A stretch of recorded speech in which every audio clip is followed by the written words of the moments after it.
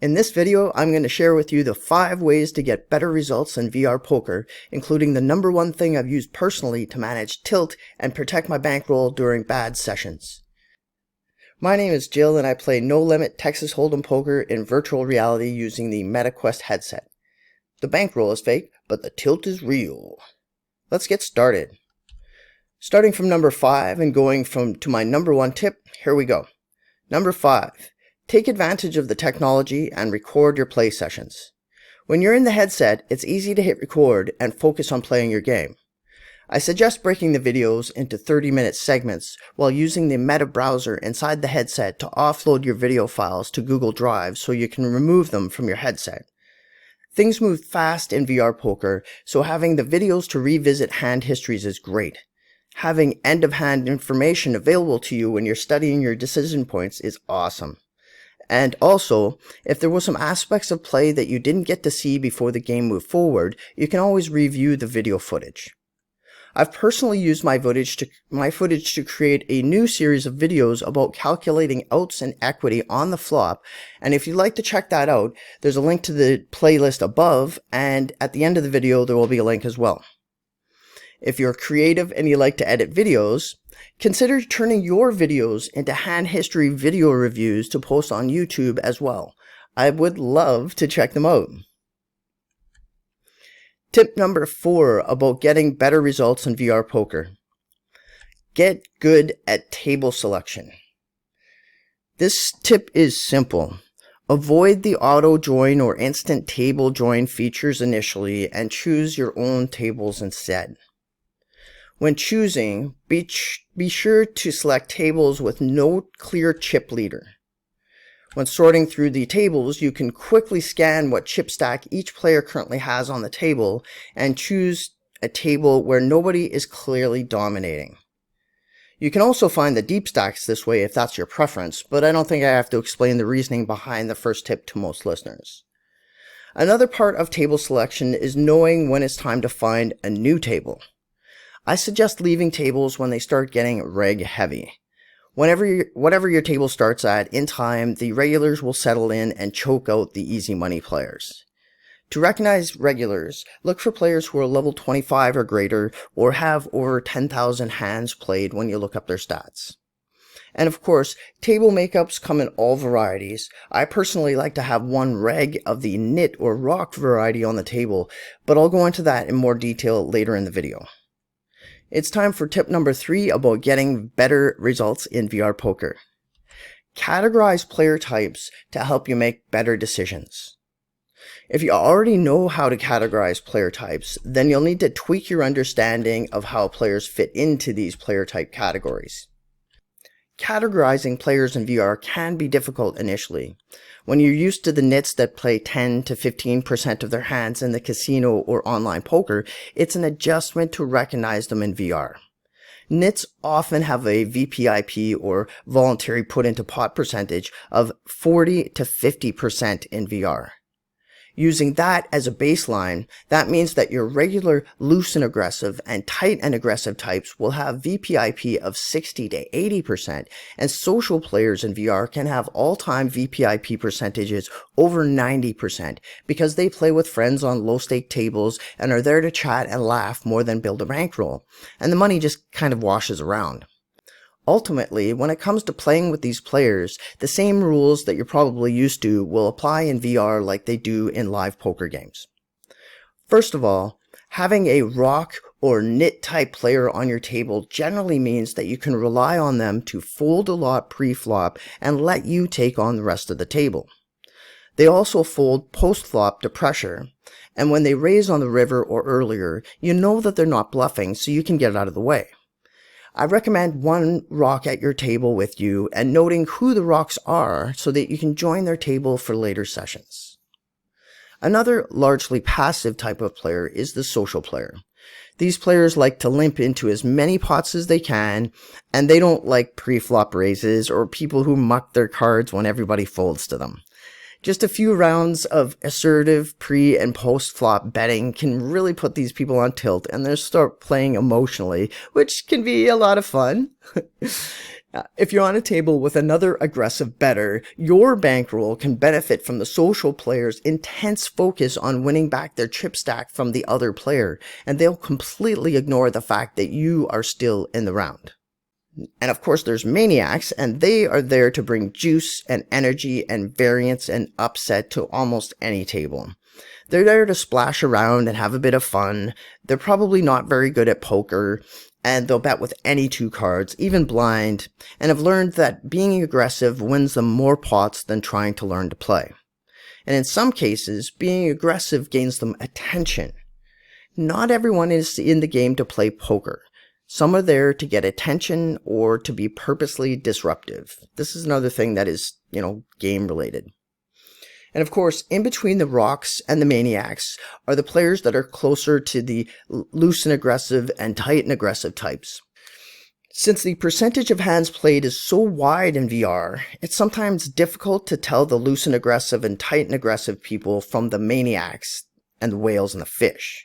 The best advice I can offer is to look at the levels or the hands played stats, listen to their voice if they don't have themselves muted, and if they are muted and don't talk, how still are they? How active are they? Do they appear bored? These kind of things can determine a lot about the players that you're facing.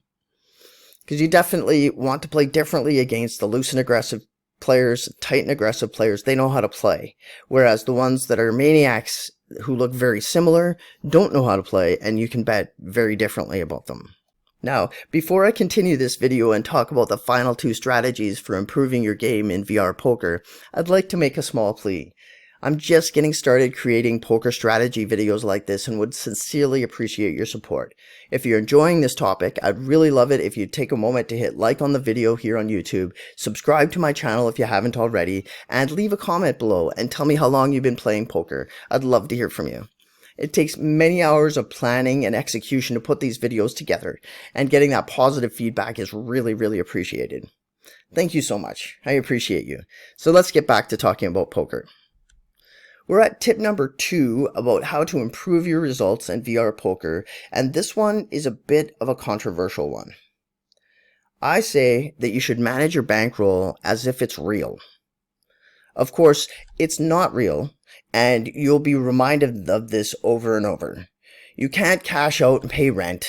You can't move bankroll from one game app to the other. You can't buy your little VR sim a cool car with it. And frankly, you can't even buy bling inside the game with your bankroll. There's non-bankroll ways to get your bling. The bankroll is there for playing that particular VR app, and that's it. So what I suggest is to manage for losses and downswings by using good bankroll management. For example, require yourself to have 20 full buy-ins at any given table stakes or more, and that will tell you what table stakes to play at. Take some risks at higher tables periodically, but don't consider it punishment to drop down in stakes. Sometimes it's about dealing with a bad run or big losses without losing more, but other times it's about being where the easy money is in a profitable game night. Setting up a bankroll tracking spreadsheet and keeping track of what your bankroll is at is the next thing that I recommend. This is actually the number one thing I did to really begin building my bankroll.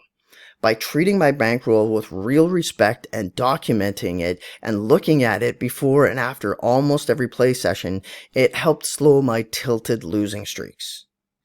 When you're looking at your numbers regularly, it makes it easier to protect your bankroll because you've got hard numbers to look at that you're entering by your own hand.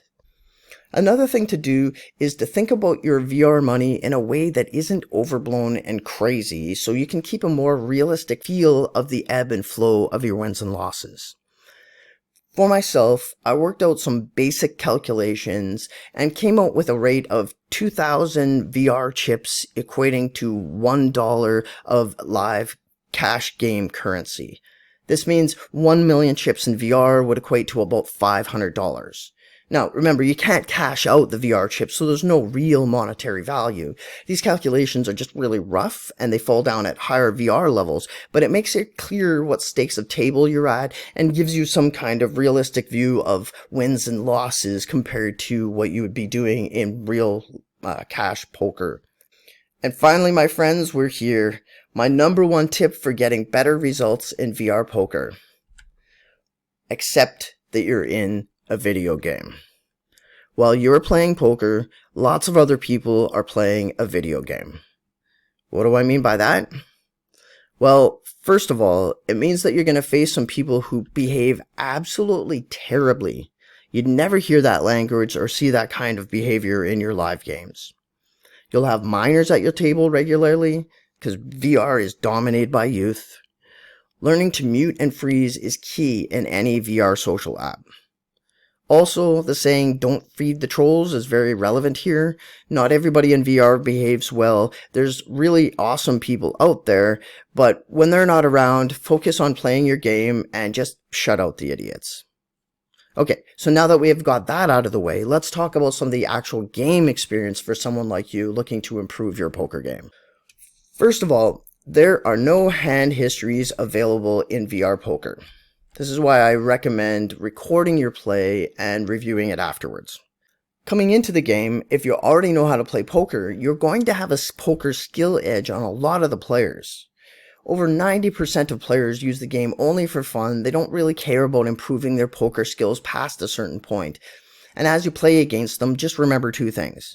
Betting assertively is not against the rules, no matter how mad they get, and bad players blame everything but their own bad decisions when they lose. I'm pretty sure that's everywhere, but when they start talking about how the game is rigged, you can safely mute them and ignore them and work on your own game. A final thing to note is that the game pacing is fast and it doesn't give time for deep thought. Those 90% of players that I mentioned just a bit ago, they don't mind, but don't let yourself get sucked into that kind of lazy thought pattern. I invite you to come back again and join me here as I work on ways to use VR poker to improve the speed of my own poker deduction skills, and maybe we can learn and grow together. And there we have it, 5 ways to get better results in VR poker. I hope you've enjoyed this video. Don't forget to like and subscribe and leave comments in the comments section below. I'd love to hear from you. And if you've got a poker vlog, I'd love to check it out. Before I go, I've linked the playlist where I'm calculating outs and equity on a wide variety of boards with a wide variety of starting hands and flops in order to sharpen my own skills. I hope you'll check it out and leave comments there too. See you on the tables.